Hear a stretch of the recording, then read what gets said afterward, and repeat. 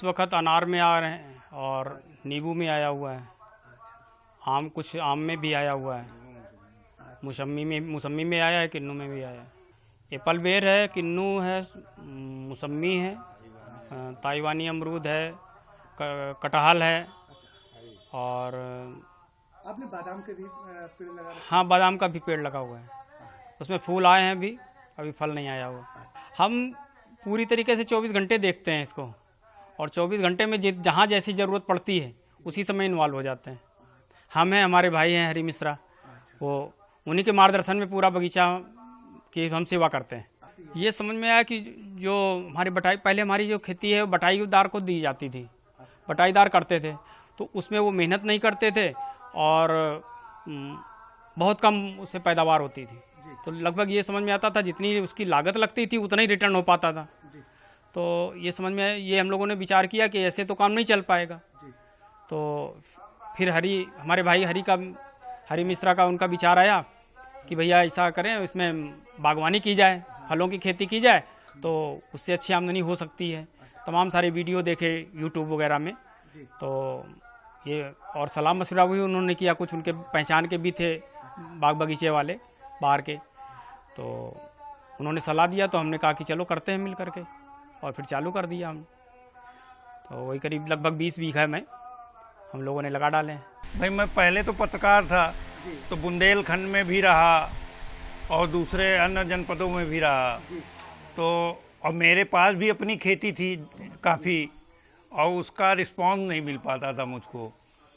तो इन सब चीज़ों से इधर प्रधानमंत्री जी ने बागवानी के लिए ज़्यादा प्रेरित करना शुरू किया, तो ये हुआ चलो बाग ही लगाते हैं जी। अभी तक मेरे कुल मिला के करीब 20 बीघा है, और अभी तक गेहूँ लाही इनके साथ बोया जाता था, लेकिन अब जब पौधे बड़े हो गए हैं तो अब केवल इन्हीं पौधों के फलों की खेती हो रही है बस। मैं पंजाब से सारे ज़्यादातर पौधे मंगाए हैं हमने। इसमें एप्पल बेर है, किन्नू है, मौसम्मी है, रेड माल्टा है, ताइवानी अमरूद है, थाईलैंड का कटहल है, अपने इंडियन कटहल भी है, नींबू है, लाहौरी नींबू है, इस तरीके से अनार है, इस तरीके से सारे पौधे लगाए हैं। कितने पौधे अब तक तैयार? करीब 3500 पौधे।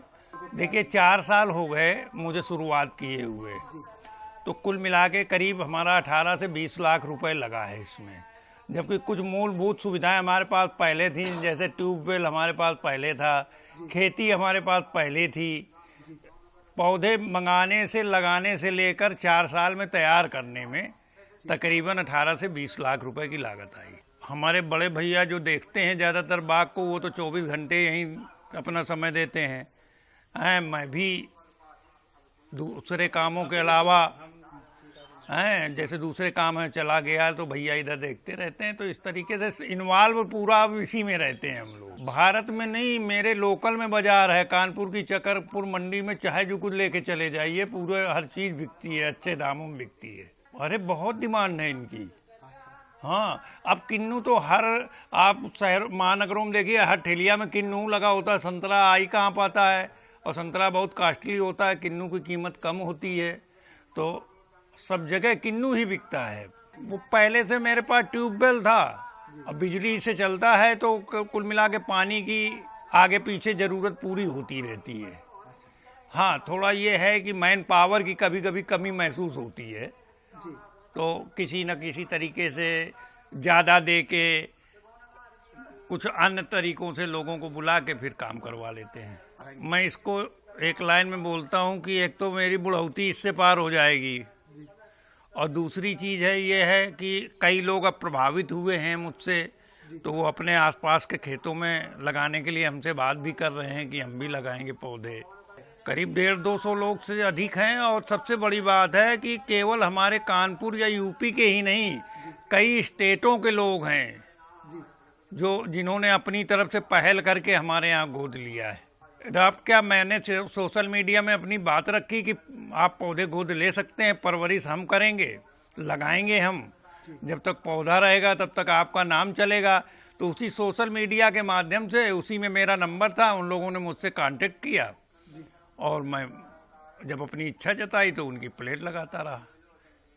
पूरी लिखा पढ़ी करता हूँ। लेजर मेंटेन रहता है, किस खेत की किस लाइन में कौन सा पौधा किसका है, ये भी रखता हूँ कि प्लेट अगर धोखे से कोई इधर उधर हो भी जाए तो पौधा नहीं खो सकता किसी का।